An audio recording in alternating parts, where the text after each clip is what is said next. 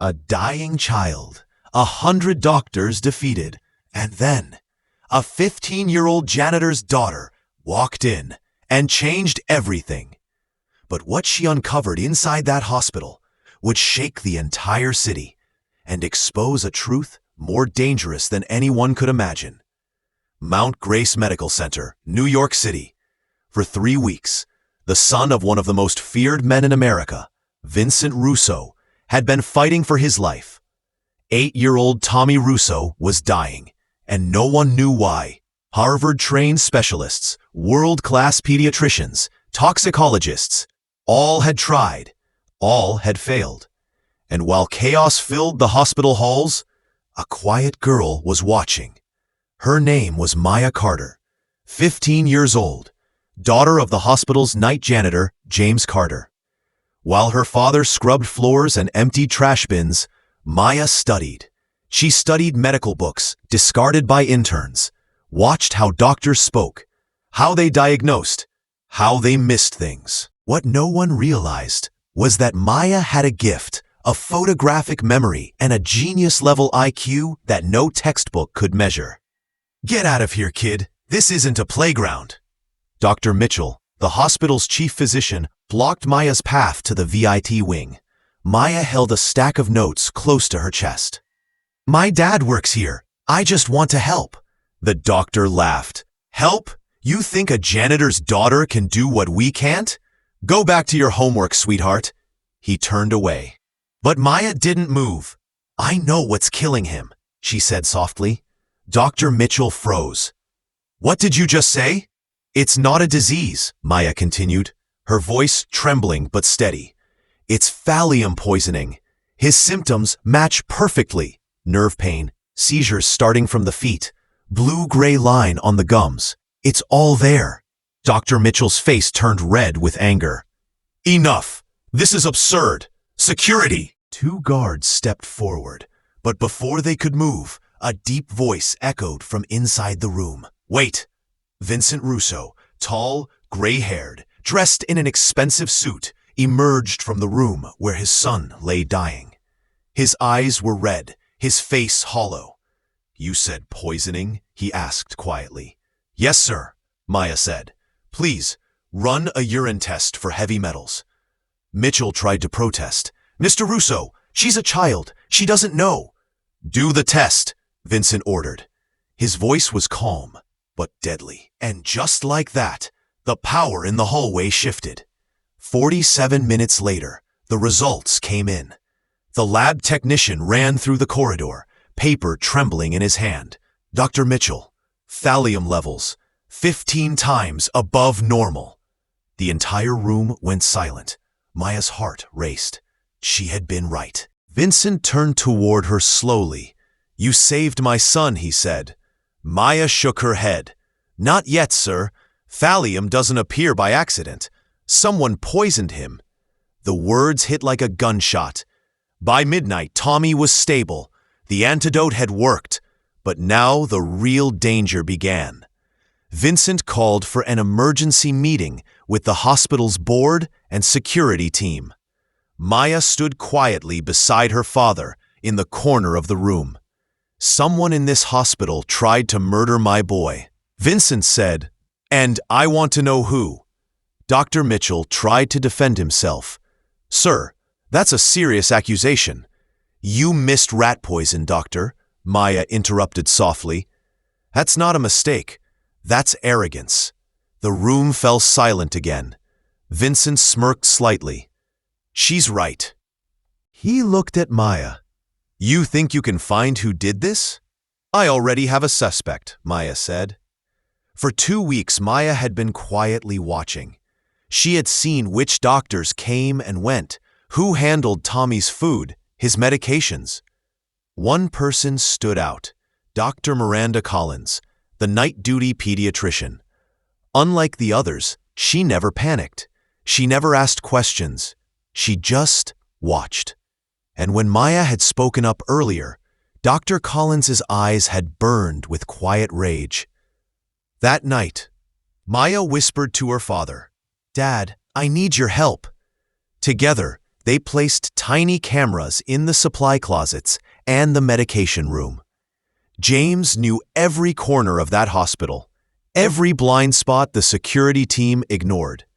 Maya stayed up 3 nights in a row, monitoring footage. And on the 3rd night, she saw it.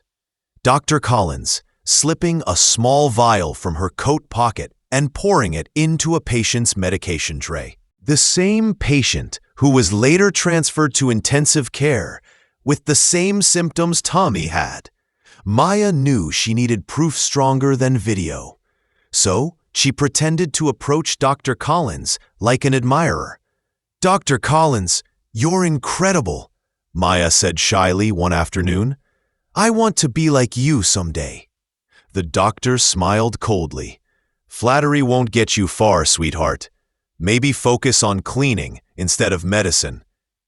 "I just wanted to ask," Maya continued, pretending to hesitate. "How do you deal with losing patients? Like Senator Miller's daughter or Judge Thompson's son?" The doctor froze. "What did you just say?" I read about them. They had the same symptoms as Tommy." Dr. Collins's mask slipped for just a second. "You should stop digging, Maya. Curiosity can be dangerous." Maya forced a nervous smile.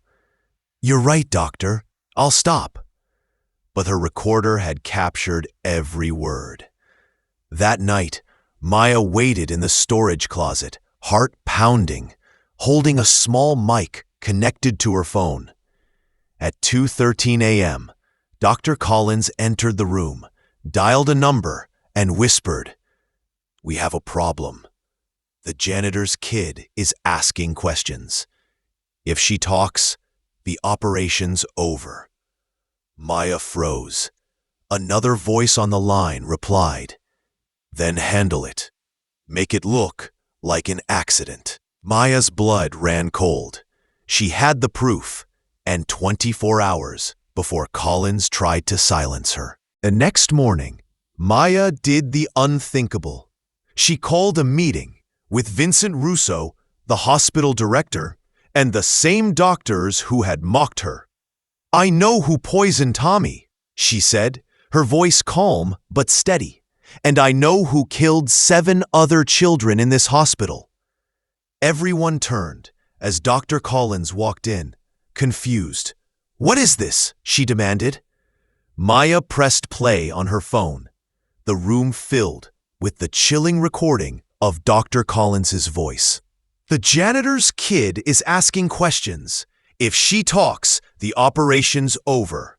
The room erupted in chaos. Vincent stood up slowly. "You killed those children for money?" Collins's face turned pale. "You don't understand." "Oh, I understand perfectly," Vincent growled. "You poisoned my son for someone else's inheritance. You're finished."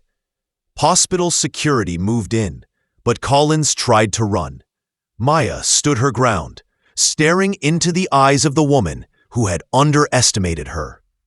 "You thought no one would notice," Maya said, "but you never looked down far enough to see the janitor's daughter watching." 2 weeks later, the news exploded across every major network. Hospital serial killer exposed by janitor's teenage daughter. Maya's name was everywhere, but fame was never what she wanted.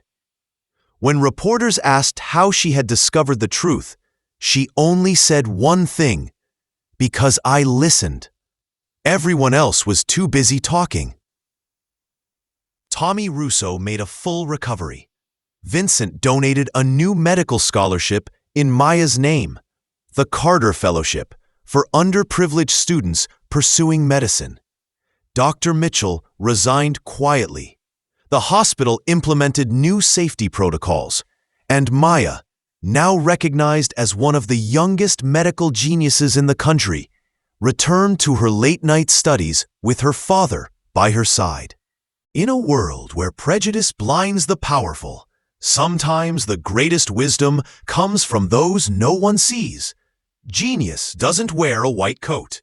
It wears courage. And sometimes it carries a mop. Maya once said to her father, "Dad, you don't need permission to make a difference.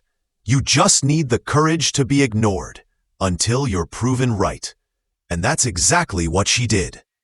This story isn't just about saving a child. It's about breaking barriers, defying expectations, and proving that brilliance has no uniform, no color, and no title.